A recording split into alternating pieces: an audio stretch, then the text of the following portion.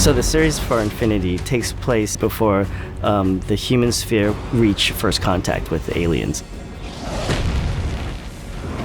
Infinity is a show that takes place in a world that we don't know. It takes place in space, there's aliens, there's science fiction, and there's spaceships. The way I got introduced to the Infinity universe is that I would play it with my buddies at work. So when I started my own studio, I figured I'll just go after things that I love.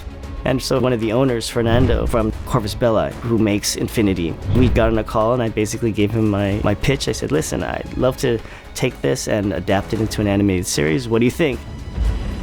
Our orders come straight from the top. A rare resurrection cube. It contains some of the most sensitive assassin secrets. We are under strict orders to reclaim the cube. One of the things that I always thought of when I played the game was how cinematic it was. I tried to keep it as close to, as a fan, what I want to see, right? And that's the thing, is that I'm a fan making this for fans, as well as a director trying to tell a really interesting story for people who don't know this story, who don't know this universe. What if you were meant for more than a life addicted to silk? If you devote yourself to a path, you become greater than your pain. Any idea why we got a last-minute edition? Overall in this series, what I was looking for was telling a story of someone who came from nothing and did not think that she would become this great leader and this kind of unifier of the human sphere. I wanted her to have kind of humble beginnings and not think much about herself and eventually kind of step into the role of a leader. Not only is there arcs within the character and the story, but there's also arcs within the music as well. At its core, the music is the heart. And so I wanted to have a theme for Dania that is both kind of bittersweet, but at the same time triumphant. So I think the music, if you summarize it, it would be a modern science fiction epic score with elements of the Middle East, Asia, and South America sprinkled on top. The music had to take us to a different place. The music Freddie's written is fantastic, and you can hear all these different worlds going on in it. I'm hearing desert, I'm hearing alien worlds, I'm hearing out of this world experience.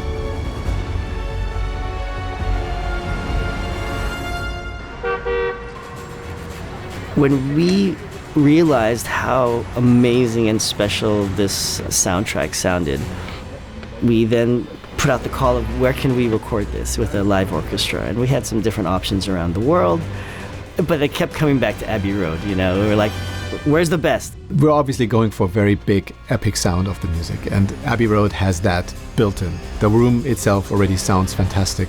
It has a beautiful natural reverb, and you just get that size of the sound right from the get-go. Abbey Road is probably the most iconic, the greatest studio in the world. Can I say that?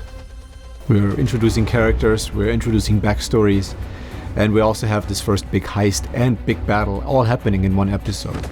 It almost feels like a mini movie. Right now, we are only just seeing music influence from the Borak, which is this kind of Middle Eastern faction.